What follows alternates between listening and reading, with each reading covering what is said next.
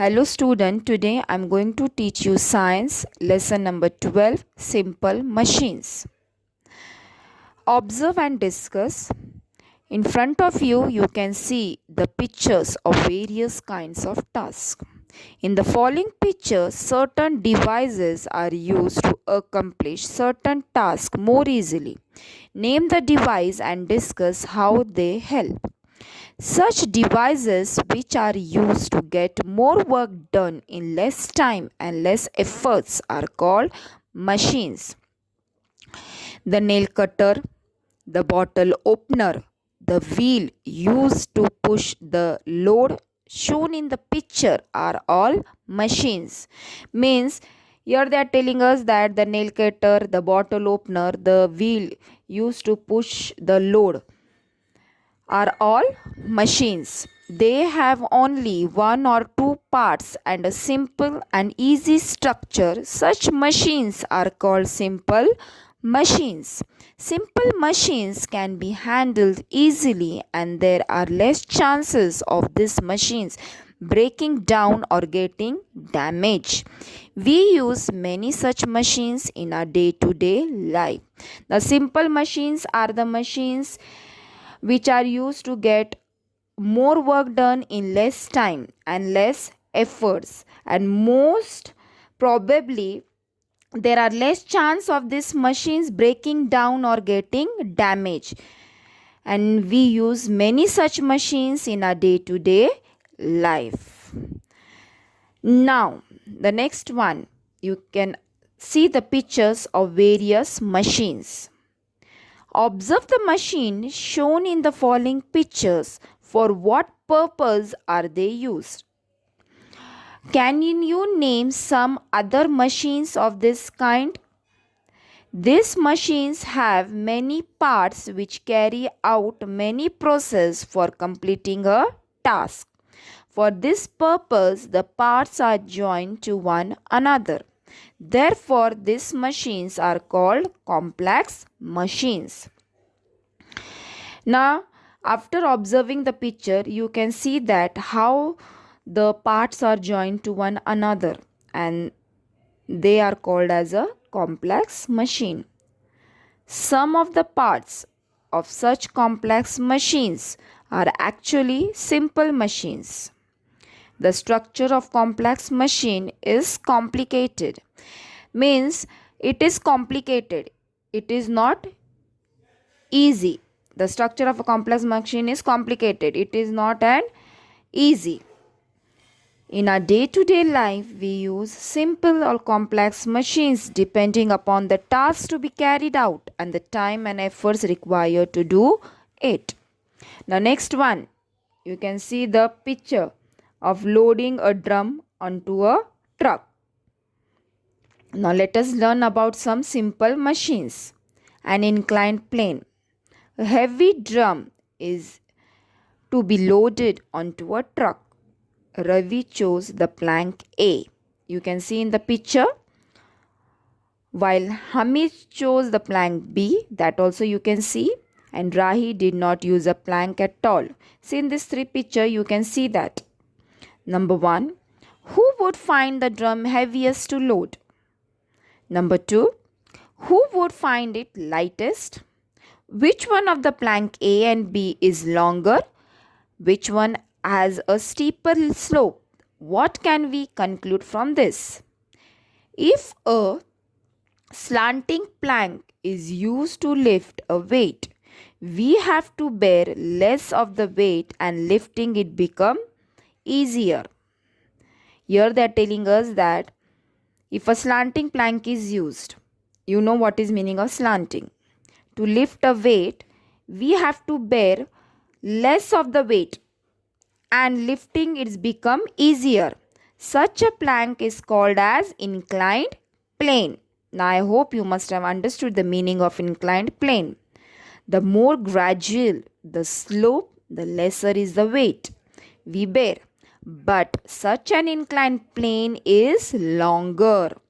The steeper the slope, the shorter the inclined plane. But we have to bear a greater weight.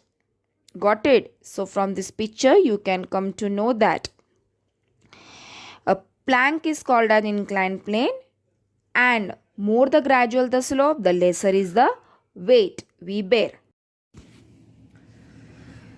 Now next one is, let us try this.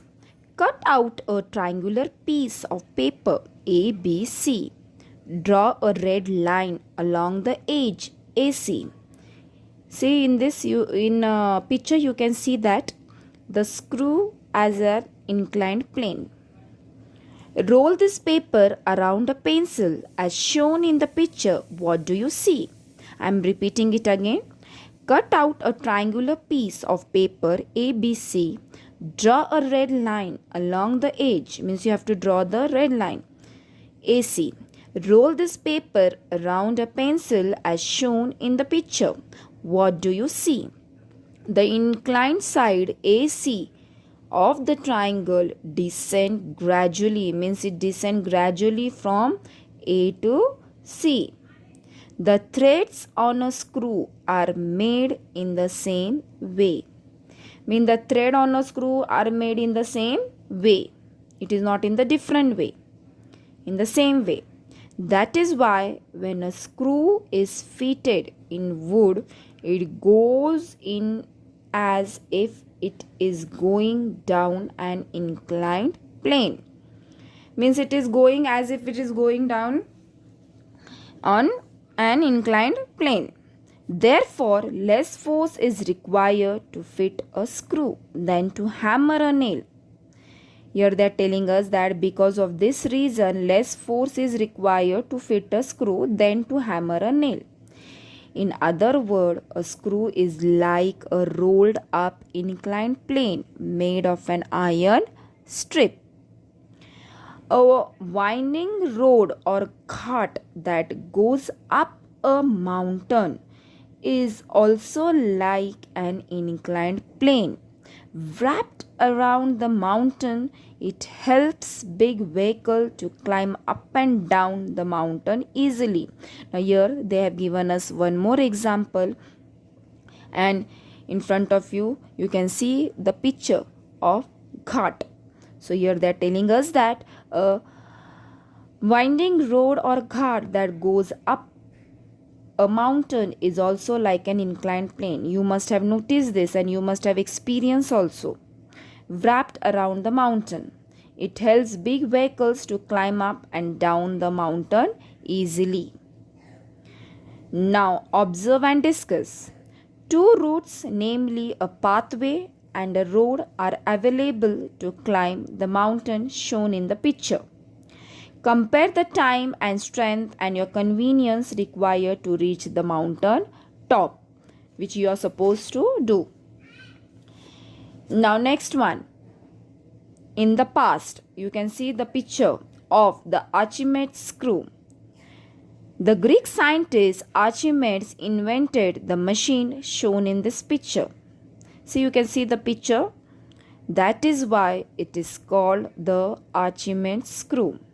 It was used to lift water from the hold of a ship. Archimedes used a round pipe fitted with a rod inside it.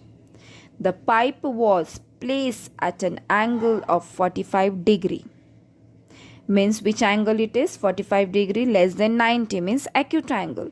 With one end inside the water and the rod resting on a flat surface.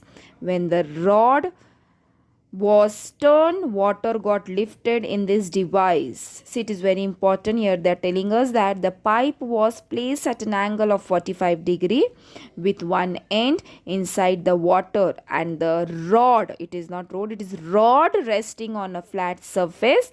When the rod was turned, water got lifted in this device.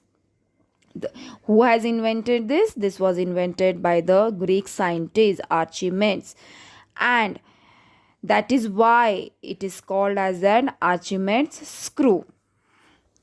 Now next one is a wedge. Now what is a wedge? Now in front of you, you can see the pictures. 12.6 wedge. An axe is used for cutting wood. Everyone know that, and you can see in the picture also. A sharp tool is formed on joining two inclined planes. Such a tool is called a wedge. A wedge is used for breaking an object into two pieces or to separate objects stuck together. And as a knife or a chisel are some example of the simple machines. I mean, they are also a simple machine, children. What are they? They are a knife. Then you can see the axe is used for cutting wood.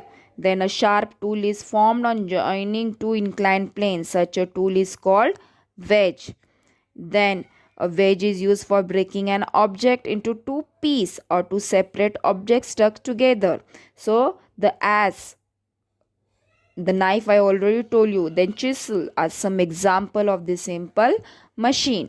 A needle and a nail are also kind of wedge. You know the needle, you also know the nail.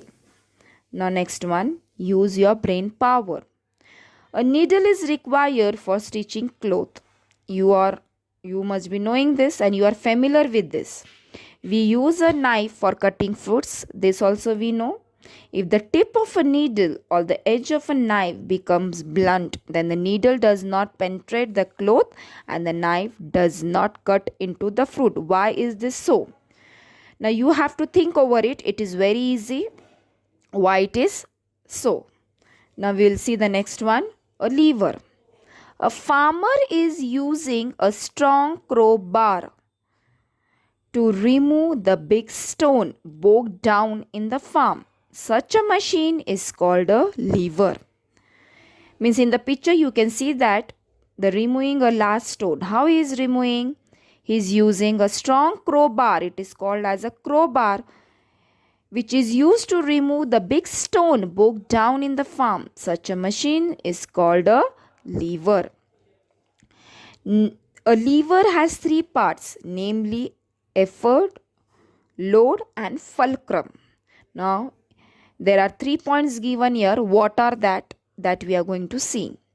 The support at which the rod of a lever is rested is called the fulcrum of a lever. The lever rotates about the fulcrum. You have to keep this in mind and you have to learn also. It is very important. Now second one, they are telling us that the weight lifted by a lever or the force against which the lever acts is called the load. The arm of the lever from the fulcrum to the load is called the load arm. Third one, the force applied on the other end of the rod to lift the load is called the efforts. The part of the lever from the fulcrum to the efforts is called the efforts arm.